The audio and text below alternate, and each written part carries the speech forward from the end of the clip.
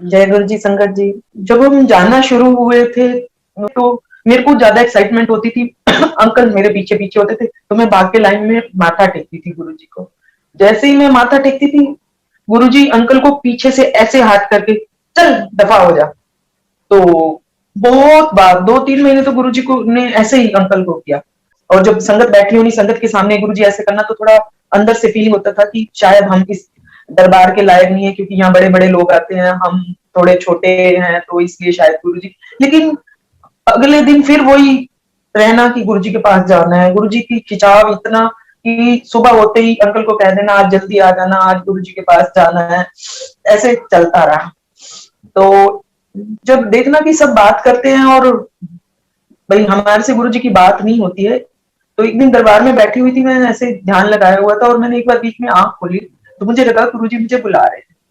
तो मैंने कहा कि नहीं, अगर गुरु जी ने नहीं बुलाया तो डांट पड़ जाएगी, तो मैं बैठी रही। दोबारा गुरु जी ने इशारा किया ऐसे करके, मैं गई। गुरु जी ने कहा की परेशानी है। मैंने फिर बताया कि गुरु जी, भाई साहब का एक्सीडेंट मेजर हुआ है और दो बेटियां भी 6 महीने हो गए हैं, वो ठीक होने पे नहीं आ रहे हैं। उनका बहुत मेजर एक्सीडेंट हो गए थे। इवन उनके ब्रेन में भी टांके वांके बेटियों के आए थे और वो आईसीयू में महीना महीना रही थी। और भाई साहब की टांग, बाजू, पसलियां, नाक सब फ्रैक्चर हो गए थे। तो मैंने कहा गुरुजी, भाई साहब इस तरह से परेशानी है। बेटियां थोड़ी, बल्कि जिनका ज्यादा था, जिन्हें ब्रेन पे चोट लगी थी, उनको तो गुरुजी ने अपने पास पहुंचने से पहले ही जल्दी ठीक कर दिया। भाई साहब ठीक नहीं हो रहे। तो गुरुजी ने कहा कल तांबे का लोटा लेके आ जाए। तो हम अगले दिन गए, तांबे का लोटा ले गए और गुरुजी ने ब्लेस करके दिया। तो जैसे ही गुरुजी ने इशारा किया कि किचन के सामने आंटी खड़ी थी कि उनसे जाके समझ लो। वहां जोशी आंटी खड़ी थी, उन्होंने समझाया कि इस लोटे को रात को जिसके लिए आपने ब्लेस कराया उनके सिर की तरफ रख देना या पास में रख देना, आधा वो पी ले और आधे से नहा। तो जैसे जैसे वो लोटा उन्होंने ब्लेस किया, पीना शुरू किया, भाई सब ठीक होने लगे। इसी बीच तो जब गुरुजी इस तरह से डांटते थे तो मन में थोड़ा सा लगता था कि गुरुजी हमें डांट देते हैं, कल नहीं आएंगे। लेकिन जैसे ही गेट के बाहर जाना, फिर कि अगले दिन आना है, तो फिर एक दिन गुरुजी ने अंकल को बहुत तेज डांटा। तो थोड़ा सा हम दोनों, आंखों में आंसू थे, तो आंटी, जोशी आंटी हमें पकड़ के ले गई। तो आंटी कहने लगी कि तुम अपने आप को धन भागशाली समझो कि गुरुजी तुम्हारे डांट के तुम्हारे कष्ट काट रहे हैं, तुम्हारे से कटवा भी नहीं रहे हैं, सिर्फ डांट के।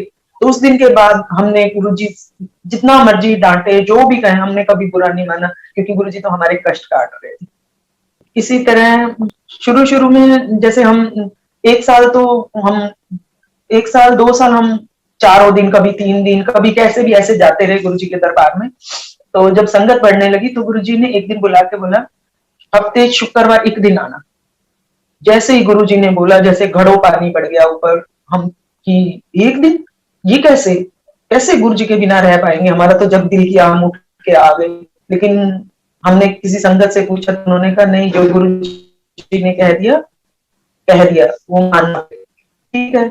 और वो शुक्रवार अभी 6 महीने नहीं हुए, लेकिन वो 15 दिन कैसे बिताते थे, एक एक दिन गिन के कि अब शुक्रवार आने वाला है, आज शुक्र। और घर आके आते ही कैलेंडर पे मार्क करना कि अगला 15 दिन का शुक्रवार कब बनेगा, ताकि वो बड़ा सा मार्क कर देना कि हम कोई भी प्रोग्राम बनाए इधर उधर जाने का या घर में किसी को बुलाने, कुछ भी प्रोग्राम उस दिन नहीं रखना, क्योंकि हमें गुरु जी के पास जाना है। इस तरह से हम गुरु जी के पास जाते रहे। तो जब इस तरह से गुरु जी डांटते थे ना, तो एक दिन जैसे ही मैं मत्था टेका और गुरु जी ने मेरे अंकल को पीछे से ही ऐसे जैसे भेज देते थे वापस, तो मेरे को कहते कित्थों आई है। मैंने कहा गुरु जी मैं रोली तो किंद ना लाइए। मैं क्या, उस टाइम क्योंकि गुरु जी के सामने हमारी आवाज ही नहीं निकलती थी कि क्या बोले क्या ना बोले, ना मेरे मुंह से हस्बैंड ना पति। इनका गुरु जी घर वाले देना कितने है, फिर तेरा घर वाला बुला के ले आनू। तो मैं इतराती हुई कि आज गुरुजी ने मेरे से बात करी, आज मेरे अंकल को गुरुजी ब्लेस करेंगे, क्योंकि हमेशा भगा देते थे। तो मैं जैसे ही बाहर गई, एम्पायर स्टेट के बाहर वो जो 4 सीढ़ियां निकल के बाहर, जहाँ पे पुरानी संगत को पता हुआ वाटर कूलर लगा होता है, वहां मेरे अंकल खड़े हुए थे। तो मैंने आते ही इनको कहा कि जल्दी चलो, गुरुजी ने आपको बुलाया। पहले तो इनको विश्वास नहीं हुआ, इन्होंने कहा तेरा वहम है, नहीं मैं नहीं जाऊंगा क्योंकि डांट पड़ेगी गुरुजी से, मैंने नहीं। मैंने कहा नहीं, गुरुजी ने बुलाया। तो एक आंटी साथ खड़ी थी, कहते नहीं एक बार चले जाओ, डांटी तो खाओगे। मैं फिर आगे आगे, और आप आओ मेरे साथ। जैसे ही मैं आगे आगे गुरुजी के सामने गई, मैंने कहा गुरुजी ठहरे। तो गुरुजी ने इनको दूर से ही ऐसे करके पहले से ही भगा दिया था। तो जब मैंने ऐसे कहा तो देख, पीछे मुड़ के देखा, मैंने कहा ये तो है ही नहीं। तो गुरुजी कहते कोई नहीं, हो गया, मैं काटता होता पहले आप। तो ये है गुरुजी। और इसी तरह जब हम दरबार में बैठते थे तो गुरुजी का ओरा, गुरुजी का नूर इतना तेज होता था कि अगर एक पल के लिए गुरुजी को देख लिया, और अगर गुरुजी देख रहे हैं हमारी तरफ, तो दोबारा आंख हमारी ऊपर नहीं होती थी, क्योंकि गुरुजी को हम सीधी आंखों से देख ही नहीं सकते थे। और गुरुजी ने भी कभी किसी को सीधी आंखों से देखा ही नहीं था। गुरुजी कहते थे जिस दिन मैं सीधी अखा नाल तुहानू वेख लिया, तुसी सारे सुहा हो जाओगे। मैं इतने वोल्ट दा बल्ब हैगा कि तुसी सारे कीड़े मकोड़े हो, तुसी मैं जरा जी अख खोलनी है तो तुसी सारे सुहा हो जाओगे। तो हाँ, गुरुजी को जरा सा देखना, गुरुजी का नूर और तेज इतना होना कि फिर सिर नीचे कर लेना। और फिर थोड़े दिनों बाद गुरुजी ने कहा कि पुरानी संगत ऊपर। तो तब हमें लगता था हम अभी से आने लगे हैं, हमें लगता नहीं था 1-2 साल हो गए तो हम पुरानी संगत हो गए। तो जब हमें ऊपर भेजते थे तो थोड़ा कुड़कुड़ वही होता है कि हमें क्यों भेज दिया, जो पहले हमारे से आते हैं उनको बिठाया हुआ है और हमें गुरुजी ऊपर भेज रहे हैं। तो पर क्योंकि गुरुजी का हुक्म है, तो संगत ने कहना, तब फिर संगत ने समझाना कि गुरुजी कह रहे हैं तुम पुरानी संगत हो, ये तो तुम्हें पता है ना, तुम अब आए हो, लेकिन गुरुजी के उसमें तुम पता नहीं कितने जन्मों से गुरुजी से जुड़े हुए, इसलिए गुरुजी पुरानी संगत कहते हो। गुरुजी ने तुम्हें प्रमोशन दी है एक सीढ़ी ऊपर चढ़ाकर। तो फिर वही वो सेटिस्फेक्शन वाली बात, हाँ ठीक है गुरुजी ऐसे ही कहते हैं। फिर जब ऊपर बैठना कि गुरुजी के दर्शन नहीं होते हैं, गुरुजी हमें ऊपर भेज देते, कम से कम नीचे बैठ के कोई सत्संग करता था शेयर, या गुरुजी किसी से बोलते थे या मजाक करते थे, हमारे से ही नहीं, लेकिन वो कानों में जो गुरुजी की आवाज पड़ती थी ना, तो हम उसी में खुश हो जाते थे कि गुरुजी ने आवाज हमारे कानों में पड़ी। तो ऐसे ही वो जब सत्संग नीचे शेयर हो रहा होता था तो हमें सुनाई नहीं देता था, क्योंकि हम ऊपर बैठे होते। तो एक दिन गुरुजी ने माइक पे किसी से सत्संग सुनवाया कि गुरुजी कहते हैं कि जिन्होंने मैं दूर बिठाना उन्होंने तो मेरी लोड़ ही नहीं है, वो तो बिल्कुल ठीक है, इस वास्ते उन्होंने दूर बिठाना, मैं अपने नेड़े ते उन्होंने बिठाना जिन्होंने लोड़ है, जिन्होंने मैं क्योर करना होता है, उन्होंने तो मैं इस वास्ते पीछे बिठाना, उन्होंने जरूरत ही नहीं है। तब फिर वही सेटिस्फेक्शन की गुरुजी ठीक करते हैं, मन में आता था कि हमें क्यों, लेकिन गुरुजी ने उसका भी जवाब दिया। तो फिर यही है कि भाई पहले हम बीमार हो, फिर गुरुजी के आगे बैठे हैं, फिर हम सत्संग सुनाए, तो गुरुजी ठीक है आप ऐसे कह रहे हो तो हमें बीमार होने की जरूरत नहीं है, आगे बैठने की जरूरत नहीं है, आप पीछे बिठा रहे हो तो हम पीछे ही बैठ जाते। तो जब 2 महीने तक तो हम बच्चे बहुत, एक छोटे वाला गोदी वाला था और एक छोटा बड़े वाला चलना शुरू हुआ था जब हम गुरुजी की जाने। 2-3 महीने में ही गुरुजी ने मना कर दिया था कि बच्चे लाना अलाउड नहीं। तो थोड़े दिन बाद बच्चे भी अब गुरुजी के डायरेक्ट साक्षात दर्शन कर चुके हैं, वहां का आनंद ले चुके हैं, चाहे छोटे थे, लेकिन गुरुजी ने छोटेपन में उनको इतना वो अंदर से कर दिया था कि वो रोज कहें जब भी हमने गुरुजी के पास जाना कि मम्मी पापा आज गुरुजी से पूछ लेना कि बच्चों को ले आए। लेकिन एम्पायर स्टेट के बाहर के गेट तक होना, तब तक तो याद रहता था कि आज बच्चों ने बोला है कि गुरुजी से पूछना है। लेकिन जैसे ही गेट में एंटर होना, गुरुजी की खुशबू, गुरुजी का दूर से ही, तो एक दिन बच्चों ने इमोशनल होकर बोला कि आज तो मम्मी पापा जरूर पूछना। वो गुरुजी ही मन में जैसे डालते हैं कि कब क्या होना है, वो गुरुजी का ही है। तो उस दिन हमें गुरुजी की कृपा से, मेयर से हमें याद रहा और मत्था टेके मैंने गुरुजी को, गुरुजी बच्चों को ले आऊं, बच्चे रोज कहते हैं। तो गुरुजी कहते ना ना वो बड़ा मंदिर है उथे भाटी माए, उथे ले जाना।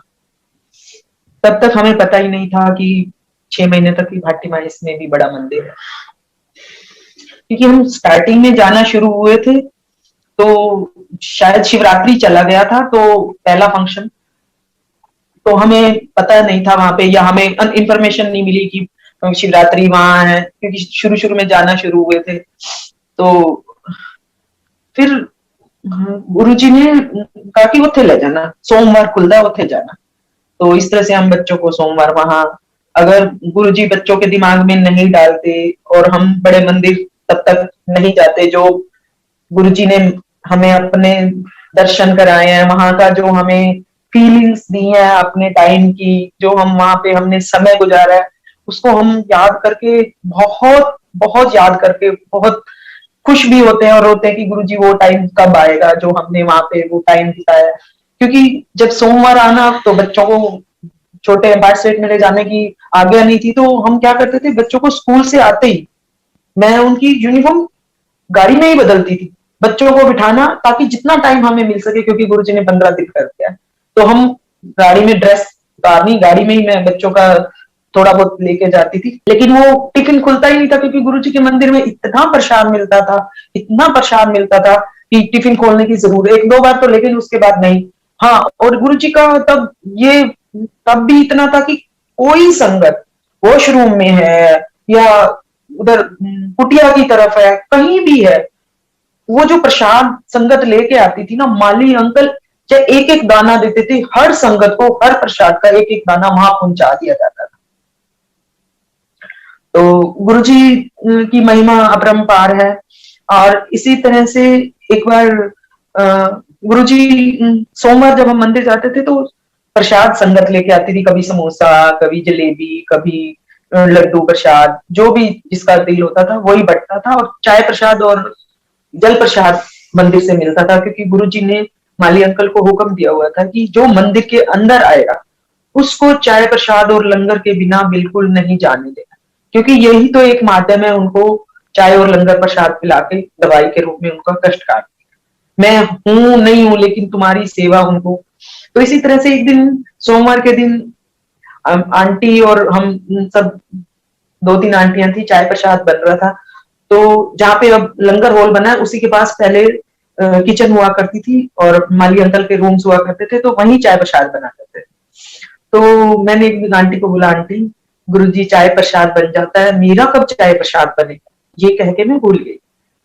तो और मुझे पता ही नहीं कि मेरे, क्योंकि मेरे दांतों में इतना पायरिया था, और मैं केला खाऊं या कुछ सॉफ्ट से सॉफ्ट चीज भी खाती थी तो ब्लड और बस आती थी, और इतनी स्मेल मुझे खुद को आती थी कि बहुत ज्यादा, और मैंने ट्रीटमेंट इतना कराया था तो मैं थक भी गई थी।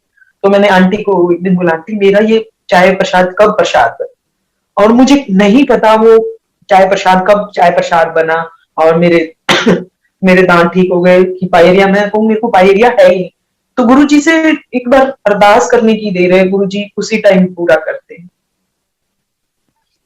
इसी तरह एक बार मेरी कमर में बहुत तेज दर्द था, लोअर में L4 L5 में इतना तेज था कि मेरे को टांग में और बाजू में पेन जाना शुरू हो गया था। सिर्फ जिसे वही वो पैरालाइज वाली सिचुएशन नहीं थी, लेकिन इतना सीवियर मेरा पेन हो गया था।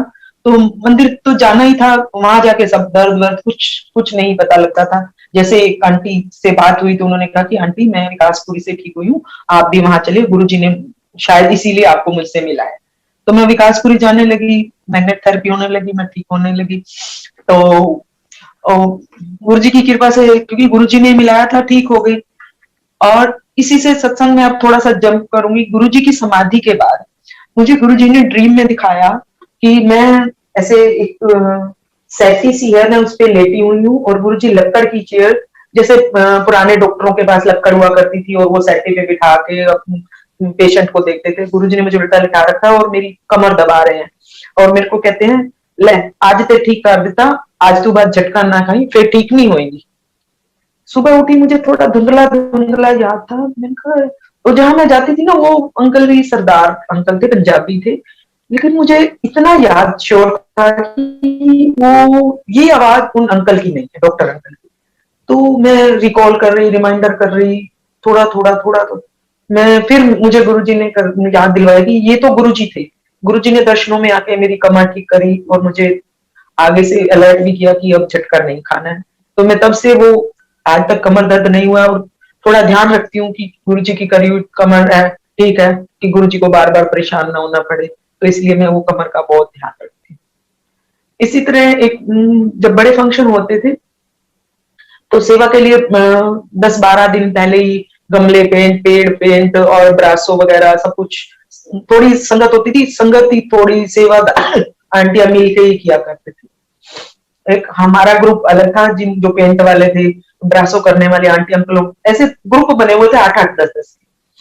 तो हम अपनी तरफ से कि हमारा हमने गमले 11 नंबर में भी, कुटिया पे भी, और जहां भी है सब हो गए। तो हम खुश। उसके बाद लंगर करके भाई घर जाना है, इतने में गुरुजी का फोन आता है पार्षद से कि संगत चली गई। तो अनीश अंकल ने बोला नहीं गुरुजी जान वाली है, उन्होंने कहो कि कुटिया दे उत्ते ते 11 नंबर च पेड़ रह गया, कल आके ओनू साना पहले उन्होंने कर। ये गुरुजी को, गुरुजी एम्पायर स्टेट बैठे हैं, हम वहां कर रहे हैं। और एग्जैक्ट जो गुरुजी ने बताया, हम संगत घर नहीं गए, बलैती अंकल है वो पहले गए कुटिया पे, उन्होंने देखा कि 2 गमले बचे हुए हैं, एक पेड़ 11 नंबर में रह गया। तो अगले दिन सबसे पहले यही सेवा जो गुरुजी ने कहा कि रह गई है वो करनी है। और इसी तरह से एक बार फंक्शन के लिए सेवा कर रहे थे, तो गुरुजी का हुक्म था, वो मैंने किसी आंटी से सुना था। आंटी जब अपना सत्संग कर रही थी, आंटी कह रही थी कि गुरुजी कहते एवं नहीं है मुंह चुक के पाठ को, मजदूरा की तरह अपना टिफिन बनाओ, सेवा करो, ते खा के चलो, घरू रजे तो बारू भी रजे, मंदिर से मिल जाता है तो अच्छा, ना मिले तो भूखे थोड़ी रहना, तो अपना टिफिन बना के लाए। तो फिर हम सब, क्योंकि वो सत्संग सुना था, तो हम लोग भी अपना सारी संगत मिलके थोड़ा थोड़ा लंगर प्रसाद बना के लाते थे। और वो लंगर हम तब करते थे कि जब घर जाने वाला होता था, क्योंकि जब हम वहां सेवा कर रहे होते थे, तो गुरुजी का हुक्म था जब वहां आंटियां एम्पायर स्टेट के लिए लंगर बनाती थी, तब वहां कोई नहीं होना चाहिए, क्योंकि हम लोग तो शोर करते हैं, ये है वो। क्योंकि वो लंगर गुरुजी का ब्रह्म भोज, गुरुजी कहते थे कि जब तुम लंगर बनाते हो तो आवाज नहीं होनी चाहिए। ये भी हमने अंदर किचन वाली आंटियों से ही सुना था कि जब वो आंटी एंटर हो तो बाकी सारी संगत बाहर चली जाए। तो उन आंटियों ने आना होता था, तो हम 1:30-2 बजे तक लंगर करके चले जाते। इतने में गुरु जी का फोन आता है कि संगत चली गई। तो अनिश अंकल ने फिर बोला गुरु जी नहीं हुए जा रहे हैं। तो गुरु जी ने क्या उन्होंने जल्दी को चलो जान। और पंजाब तो संगत आ रही है, उन्होंने एम्पायर बेसमेंट बिठा के उन्होंने सत्संग करवाओ और जीतू अंकल नु कहो और रीराइट कर लेगा। तो अब वो अनीश अंकल से हम थोड़ा फैमिलियर हो चुके थे, तो उसने थोड़ा सा हमें बता दिया संगत को कि ऐसे ऐसे गुरुजी ने बोला है। तो थोड़ा मन में कि गुरुजी हम भी सुन लेते, गुरुजी हम भी पंजाब की संगत का सत्संग सुन लेते, हम आपके सेवा जो भी कहना था सबने अपनी तरफ।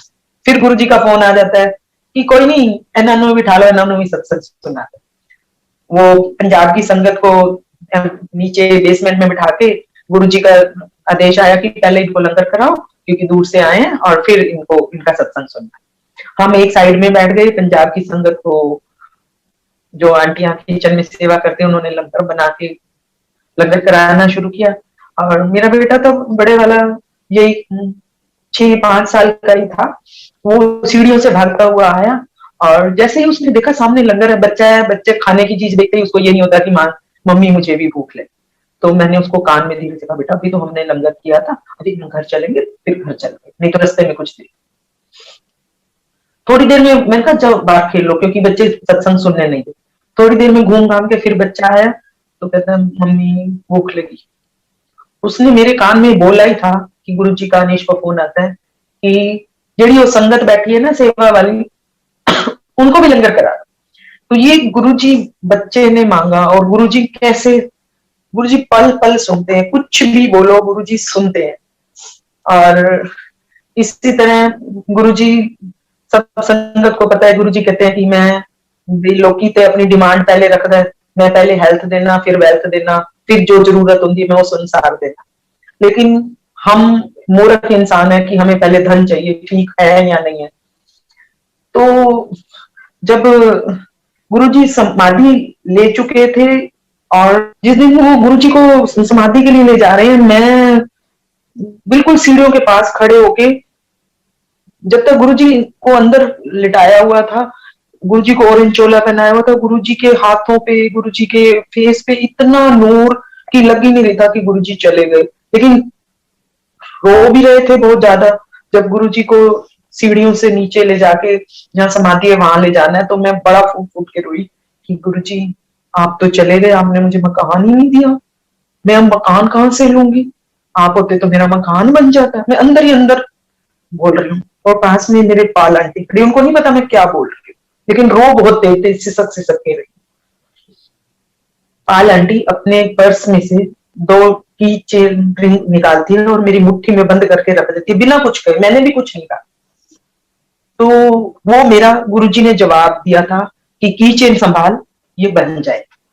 लेकिन वो जो की चेन है वो पाल अंकल ने जब बनवाए थे, तो एम्पायर स्टेट में आके जब पाल अंकल ने गुरुजी को कहा कि गुरुजी ये बांट देना, गुरुजी ने कहा नहीं, ਇੱਥੇ ਦੀ संगत ਨੂੰ नहीं बनना, यूएसए जाने, ਉੱਥੇ ਦੀ संगत का कल्याण करना। और अंकल यूएसए गए, वहां लोकेट ले गए, जितने बटने थे, लेकिन दो बचे वो अंकल वापिस ले आए और आंटी को दे दिए थे। वो कब से आंटी कहती है मेरे पर्स में पड़े हुए थे, पता नहीं मेरे को क्यों एकदम से क्लिक हुआ कि वो मुझे तुझे दे देने चाहिए। तो संगत जी, वो गुरु जी की मेहर है। वो जब गुरु जी ने की चेन दिए तो मेरा घर भी बना, गाड़ी भी आई। और इस बीच एक एक संगत आंटी ने मुझे सत्संग सुनाया। ये जब मैं रो रो चुकी हूँ, गुरु जी समाधि ले चुके हैं, सब कुछ हो चुका है, गुरु जी उस आंटी के ड्रीम में आते हैं, वो आंटी की बेटी के छोटी वाली के ड्रीम में, कि ए लोग तो पता नहीं की मंगते रहते ने, ਇਹਨਾਂ ਨੂੰ नहीं पता कि ਇਹਨਾਂ ਨੂੰ पहले हेल्थ की जरूरत है, मकान बिल्डिंग गाड़ियां तो मैं एवं ही देना रहना है, जे तुसी ठीक नहीं हो तो मैं तुहानू बंगले कोठियां दे दियां ते ਉਹ ਤੁਸੀਂ ਭੋਗੋਗੇ ਕੀ, ਜੇ ਤੁਸੀਂ ਬੈੱਡ ਤੇ ਹੀ ਪਏ ਹੋ, ਜੇ ਜਿੰਨਾ ਮਰਜ਼ੀ ਬੰਗਲਾ ਵੱਡਾ ਹੋਏ, नौकर चाकर हो, सुख तो तुसी भोग नहीं सकते। तो मैं बहुत रोई। उस आंटी को नहीं पता था कि मैं गुरुजी से मैंने ये डिमांड कर रखी थी। तो मैं तब उस आंटी को बोला सॉरी आंटी, ये सत्संग मेरा है, क्योंकि आप सब लोग संगत को भी पता है कि गुरुजी किसी ना किसी संगत के थ्रू मैसेज देते हैं कि जो सामने संगत बैठी है उसका मैसेज ही होता है। तो मैंने कहा आंटी ये मेरा था, मैं फिर गुरुजी से माफी मांगी, गुरुजी मुझे क्षमा कर दो, गुरुजी मुझे माफ कर दो, आज के बाद मैं नहीं मांगूंगी। तो गुरुजी ने पहले मेरी हेल्थ ठीक की, फिर मुझे घर दिया, गाड़ी दी, सब गुरुजी ने दिया। ये गुरुजी की ही कृपा है। और इसी तरह से अभी पीछे भी लॉकडाउन जो पहले हुआ था तो उसमें सत्संग शेयर किया था, तब भी मैं बेड पे थी, क्योंकि मेरी लॉकडाउन लगने से पहले ही मेरे को प्रॉब्लम आ गई थी, मेरा इलाज चल रहा था। लेकिन जैसे ही लॉकडाउन हुआ, बाहर नहीं जाना, घर से बाहर मत निकलो, क्योंकि मेरा ये जो शोल्डर है ये अंदर से मसल टीयर हो गए थे।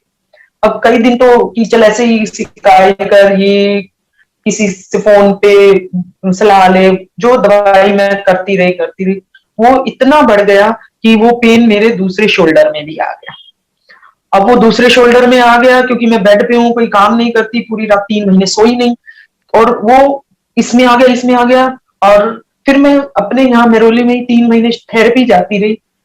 मुझे ना तो आराम आया ना ज्यादा बढ़ा, लेकिन मेरे दोनों शोल्डर में इतना पेन कि मैं एक सांस भी सुख की नहीं ले सकती थी।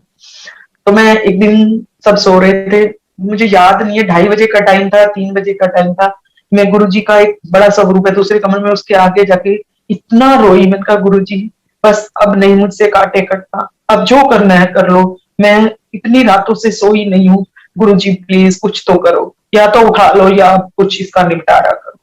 तो संगत जी में आधा घंटा रो रो के उसके सामने, गुरु जी के स्वरूप के सामने अपने बेड पे आके लेट गई। मुझे नहीं पता मुझे 1 घंटा नींद आई, आधा घंटा नींद आई, मेरी आंख लग गई। लेकिन सुबह जब मैं कपड़े चेंज कर रही थी ना, तो यहाँ पे जैसे ऑपरेशन वाला लाइन होती है ना कि टांग के ठीक होने के बाद, वो ऐसे लाइन सी मुझे दिखी। तो मैंने अपने अंकल को सवेरे बोला, अंकल कहते तेरा वहम है, किसी कपड़े का ऐसे हार्ट तूने कर दिया होगा, उसका निशान है। मैंने कहा ठीक है। और संगत जी सब जंग इधर उधर, और ये वाली प्रॉब्लम मेरे सिस्टर के बेटे को भी हुई थी, तो उसका ट्रीटमेंट, बिटिया के ससुराल में एक डॉक्टर हैं ऑर्थोपेडिक, ऑनलाइन उनसे जो बताता मैं वो मैंने इलाज करना शुरू कर दी। लेकिन वो मैंने स्टेरॉइड खाए, तो स्टेरॉइड जितने दिन खाए उतने दिन तो मुझे आराम लगा, लेकिन मेरी बाजू साथ में फ्रोजन शोल्डर भी हो गई, इसमें भी पेन, इसमें भी पेन, टीयर है प्लस फ्रोजन शोल्डर। इतनी परेशान थी, 6-8 महीने हो गए। तो इन बिटवीन मेरे छोटे वाले बेटे के दोस्त कि मम्मा को पता था कि मेरे को प्रॉब्लम है, तो उनको भी पता था कि हम गुरुजी को बहुत मानते हैं, वो भी अब मानने लगे हैं। तो वो एक दिन फोन करके मेरे को कहती है कि मुझे गुरुजी व्यू दे रहे हैं कि तुम लोटा गुरुजी के मंदिर में ब्लेस करके पी रही हो और ठीक होती जा रही हो। मैं तुरंत शॉप पे गई, लोटा लाई, मैंने उसी रात मांझ के उसको गुरुजी के दरबार में रखा मंदिर में, और रोज रात को भर के रखना शुरू किया। और फिर 3-4 दिन के बाद उस आंटी ने बताया कि मेरा एक ना फिजियोथेरेपी है 15 साल पहले का। मेरे सारे डॉक्टरों ने मुझे जवाब दे दिया था, मेरे को बैक में पेन था कि तू बेड रिडन हो जाएगी, तू ठीक नहीं होगी, लेकिन उसने मुझे धीरे धीरे करके ठीक कर दिया। तो एक बार आप उससे सलाह ले। वो ये गुरुजी ही अपनी रचना रच रहे थे, क्योंकि वो गुरुजी ने जो मेरा टाइम पीरियड काटना था वो कटवाया। वो उनका नंबर लिया, उनको घर बुलाया, तो उन्होंने देखते ही बोला, आंटी आपको तो कुछ भी नहीं है, आप तो बड़ी जल्दी ठीक हो जाओगे। उन्होंने मुझे इतना वो पॉजिटिविटी दी, और उन्होंने मेरे को देखते ही बोला आपका तो 14-15 थेरेपी में ठीक हो जाएगा। वो मेरा वही हुआ कि क्योंकि गुरुजी ने जो टाइम मेरा दुख का कटवाना था, गुरुजी कहते हैं यही काट लो, फिर आगे जाके तो ब्याज बढ़ जाएगा, वो गुरुजी ने मेरा वो कटवाया। और लॉकडाउन है, बच्चे घर है, अंकल घर है, और अगर मैं बेड पे हूँ तो घर का काम कौन? लेकिन गुरुजी ने कहा हुआ है अंकल आंटी दी सेवा करे, आंटी अंकल दी सेवा करे, ते ओद विच ही मैं बसना, ओयो परिवार घर मंदिर। तो अंकल ने मेरी वो 6 महीने में इतनी सेवा करी जितनी मैंने अब तक शादी के बाद अंकल की नहीं करी हो।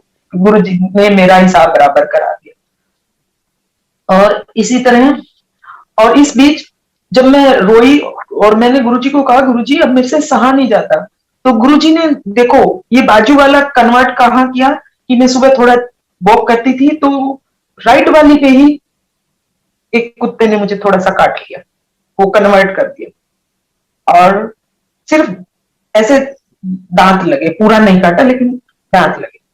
चलो जी, गुरुजी आप, मैं घबराई नहीं, मैंने गुरुजी को कहा गुरुजी थैंक यू, हो सकता है आप यहाँ का, या मैंने यही सोचा।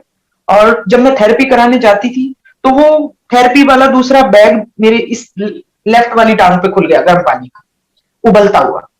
संगत जी, उबलता हुआ बैग गिरना पानी का, छाले पड़ सकते थे, गर्मी के दिन थे, लेकिन छाले नहीं पड़े।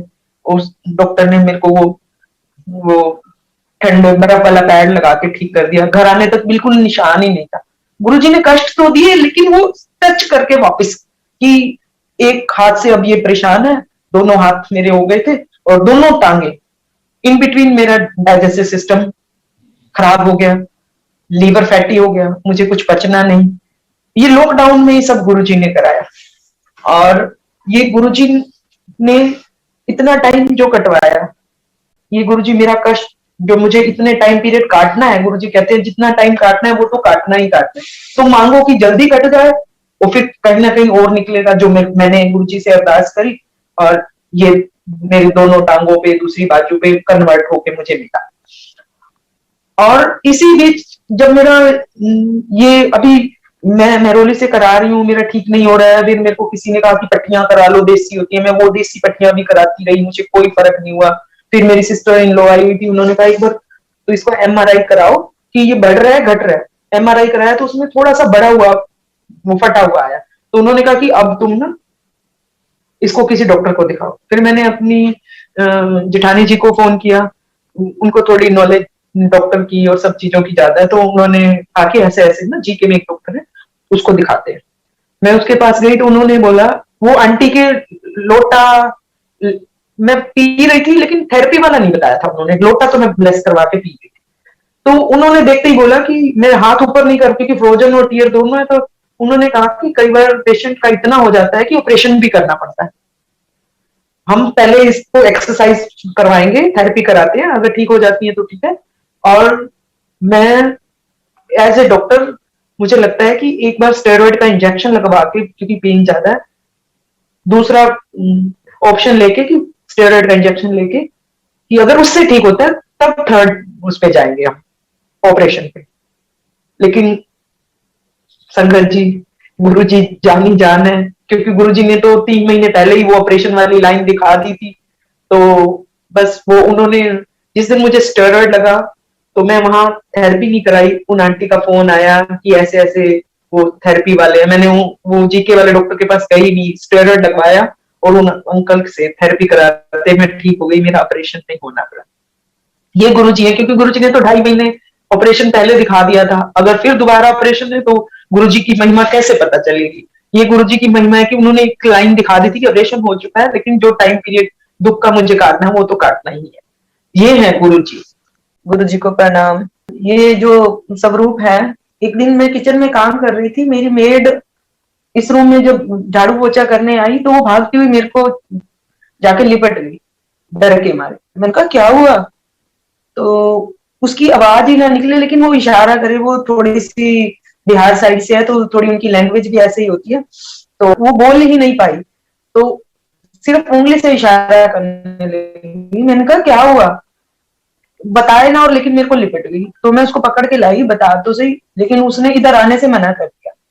तो मैंने जैसे तैसे उसको बड़े उससे कि क्या है, वो मेरे को लगा कि कोई शायद भाई अंकल गए होंगे, दरवाजा खुला छोड़ दिया था, तब बच्चे बहुत छोटे थे, स्कूलिंग के थे, और बच्चे स्कूल गए हुए हैं और अंकल भी काम पे हैं, तो शायद कोई दरवाजा खुला रह गया, या तो कोई चोर या कोई अंदर घुस के बैठ गया, या कोई बिल्ली या कोई भाई ऐसा डरावना जो जी डर गई है। तो मैं आई, मुझे कुछ नहीं दिखाई दिया, और मैंने उससे पूछा कि बता तो सही, तो उसने शॉर्ट में कि वो जो तेरा ऊपर है ना वो बुलावे, वो जो तेरा ऊपर है ना वो मुझे ऐसे बुलावे, ऐसे करके। तो संगत जी मैं इतनी खुश, जो मैं उस टाइम डरी हुई थी कि, और थोड़ा सा मन में था कि भाई कोई मेरे घर में जेंट्स नहीं है, कोई नहीं है, सिर्फ मैं और ये मेड है, तो भाई कोई जेंट्स होता घर में तो मैं सोचती कि भाई इसको गलत हो गया तो ये भाई ऐसे बोल रही है। लेकिन जब उसने ये बोला तो मैं, मेरा सीधा गुरुजी से डायरेक्ट यही लगा कि गुरुजी, तो मैंने उसको कहा कि तू तो धन भाग वाली है कि तेरे माध्यम से, तेरे मीडियम से गुरुजी ने हमारे घर में दर्शन दिए। क्योंकि संगत से हमने बहुत सुना था कि गुरुजी जिनके घर में स्वरूप होता है उनको दर्शन ना देके मेड्स को ज्यादातर दर्शन दिया करते थे। उस दिन मैं बहुत खुश हुई कि चलो इस मेड के थ्रू गुरुजी ने हमें गुरुजी के दर्शन दिए। और जब अंकल मेरे ये स्वरूप लेके आए, उससे 1 महीना पहले ही मेरे फादर की डेथ हुई थी, और जब फादर की डेथ हुई तो मैंने गुरुजी को बोला, गुरुजी अब फादर तो चले गए, अब आप ही हैं सब कुछ, तो अब भाई कैसे होगा ऐसे। तो जब आखिरी दिन, मेरा भाई बाहर रहता है, तो फादर चले गए, हम सब सिस्टर की मैरिज हो रखी है, तो भाई ने सोचा कि मम्मी को साथ ले जाता हूँ। तो जब मम्मी को भाई ने साथ लेके जाना था, तो सब पूरी फैमिली छोड़ने गई, मैं नहीं गई क्योंकि अंकल को गुरुजी ने दरबार में, बड़े दरबार में बुला रखा था। मन में थोड़ा सा था भी कि आखिरी टाइम पता नहीं माँ कब आएगी या भाई कब आएगा, क्योंकि वो चले गए हैं, तो भाई आखिरी टाइम में मैं मिल लेती उनसे, तो मैं थोड़ा अंकल से नाराज। तो जब शाम को अंकल घर आए, तो अंकल के हाथ में ये स्वरूप देखकर मेरे अंकल ने बोला, देख तेरे पिताजी तो चले गए, लेकिन देख गुरुजी ने तेरे को तेरे पिताजी के रूप में मुझे ये स्वरूप दिया।